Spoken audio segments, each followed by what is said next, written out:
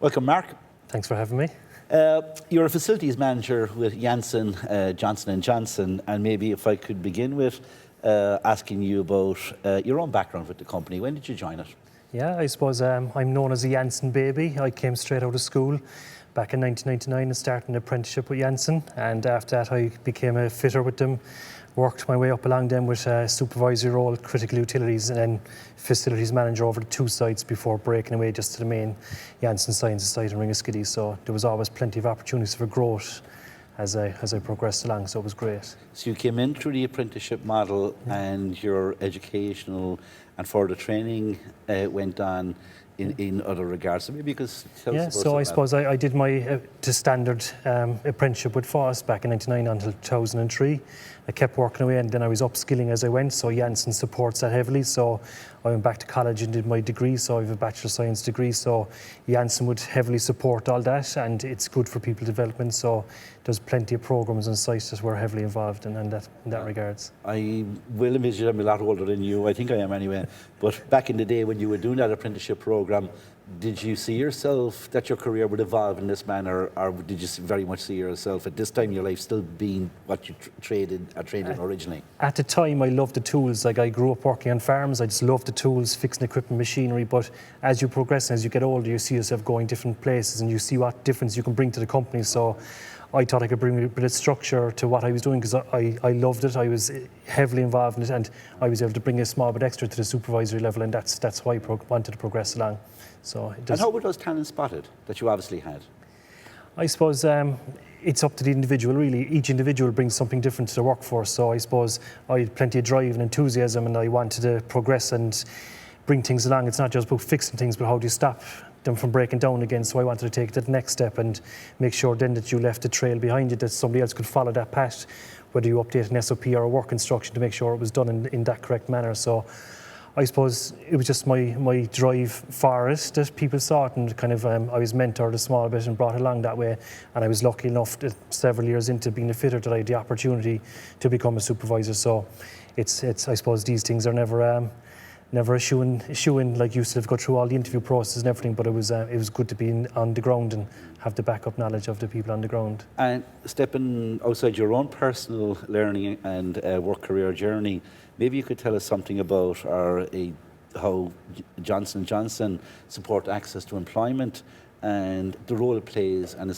in terms of its commitment to diversity and inclusion in the workplace. Yeah, no problem. I suppose the big thing about Johnson & Johnson is we have a credo that was that I suppose is over 100 years old now at the minute, and what I'm drawn to about the credo is the bit about the inclusiveness in the workforce. Okay, so we're there to make sure that each person that joins Johnson & Johnson is felt to be like an individual, that they're inclusive, that they bring their own diverse talents to the workforce. Okay, we should recognise them and their merits, what they bring to the workforce. Okay, so I suppose what we give back then is a sense of security and fulfilment from the job. Okay, so on site we started an ADA program, which is What's an ADA program? ADA, so it's Alliance for Diverse Abilities. So in it we have 3 key pillars, and they're autism and neurodiversity, we have mental health, and we have disabilities. Okay, so we each, there's a committee on site, we're each heavily involved in those. Okay, and while I'm heavily involved, I suppose, in the neurodiversity side, because I love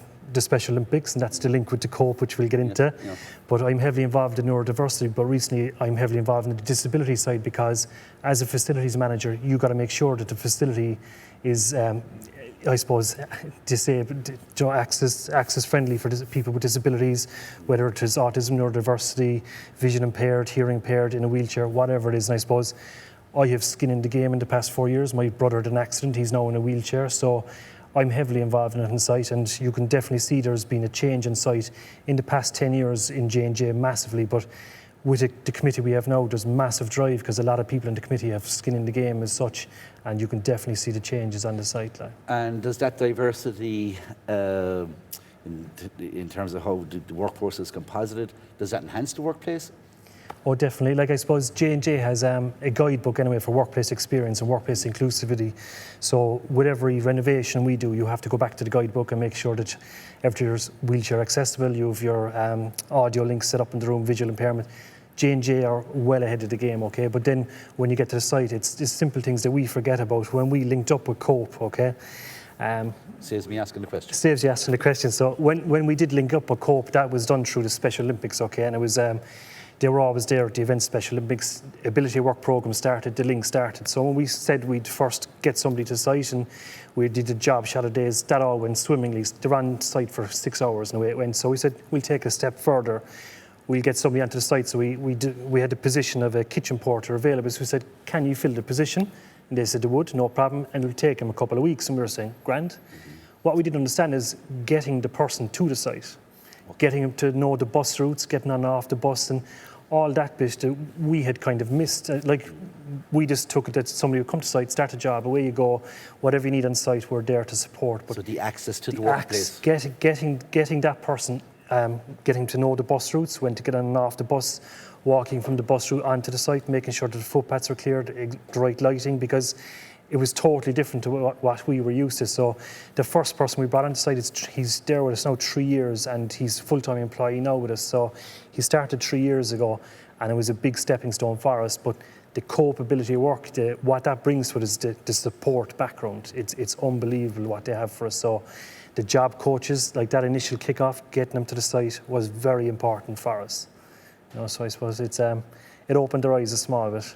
And so on a day, maybe if I could go back to that earlier point there that you were saying, so it can be a challenge in itself in terms of obtaining work and getting a place in a company, but what you're mentioning there is even getting from home to the workplace was a challenge for a number of people. Yeah. So maybe if you could just expand upon that for a moment, like what were the hindrances or the blockages that were there, and what were the individual little steps that were made to make that happen? I suppose in the pillar that we're working in the neurodiversity with the intellectual disabilities, okay, so it had to be trained into them that you get on the bus 236, you get off the bus here, you get back on this bus, and it can be very difficult that they have to make sure that they're getting on and off. There's two buses, and there's two buses that they're jumping on and off, and to know where to get on and off, okay, and that part comes to site.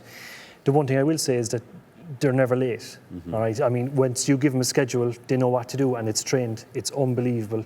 Never let you down. Like they're a huge asset and benefit to us on the site. So, like I said, we started with 1 3 years ago.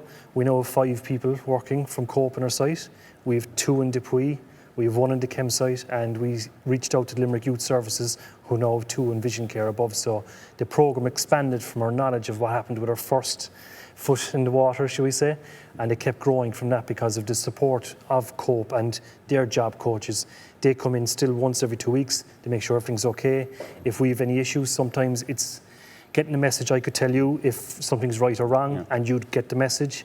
Sometimes they have to be taught a different way, and obviously we're not used to that. Whereas that's where the job coaches will come in and say, look, we would like it to be done this way, can you help us?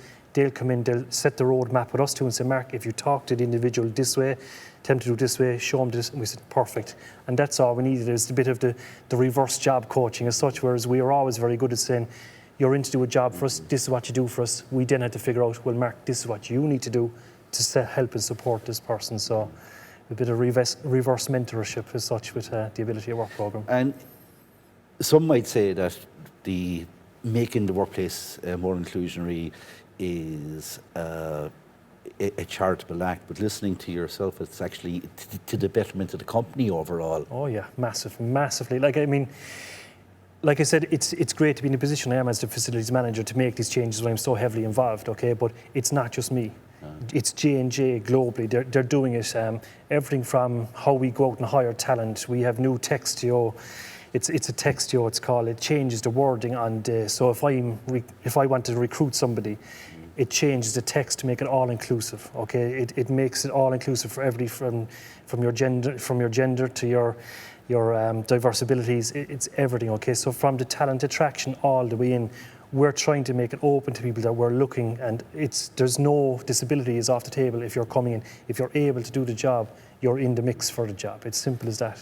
So maybe beginning at the start of the story again, there's a new apprentice who's been trained in the Cork Training Centre today, maybe going to take a similar journey to yours, or an entirely different journey in terms of lifelong learning. From the educational provider support and training support, what is it that we need to be doing so when that person arrives as an employee of Johnson & Johnson or some other company, what are the skill sets or the preparations that we need to prepare that enable them to work with your company better? I suppose I pause now. Yeah, take it in. Yeah. I suppose obviously the skill sets to learn are the hands-on skill sets, okay, but then there's a lot of soft skills to go with it, okay, so every company is going to be different. J&J have our credo that guides us, okay, no matter what problem you have, you refer back to your credo, okay. Pfizer's will be the same, Biomarin, the GSKs, everybody will be the same, okay. So as somebody coming in, you have to be all-inclusive, okay. So the 20 years ago for me, maybe 30 years ago for you, when we were going through, like, things were different, okay, and thanks for the compliment. yeah, but things were obviously different, okay, and now when you're coming out into the college, it is an all-inclusive workforce. It's a diverse workforce, okay, and it's the norm, and it shouldn't be like. There's a drastic change after happening in the workforces in the past 5-10 years, and it's the norm, and it's brilliant. It's great to have it. So these people coming out, if they have the right qualifications and skills, if they just bring that to the workforce, there should be no issues, okay? So from the softer skills, it's learning about the companies that they're actually getting involved with, okay? Learning about their background, how inclusive they are, how diverse they are, what programs they have, and can they get involved and help out? Because well, we have an ADA program, there's ERG programs, there's DE&I programs, there's the YSTEM. There's a massive amount of programs that we support that are getting people into education. It's frightening, actually, the amount of work that we're doing to get people into the employment, whether it's Reignite programs, the YSTEM, like I said, the apprenticeship programs, everything. We're actively out there reaching, and we want people to engage with us. And a final question to you before we wrap up. To other companies who are watching in to the two of us speaking this morning, who may not be doing the broadest of range that you're mentioning to me, what advice would you have for them to do it? What would be the benefit if they take that approach? I suppose the first thing, it's the commitment of the hiring managers. Okay, so they have to make the commitment to be all-inclusive and to go that step, okay?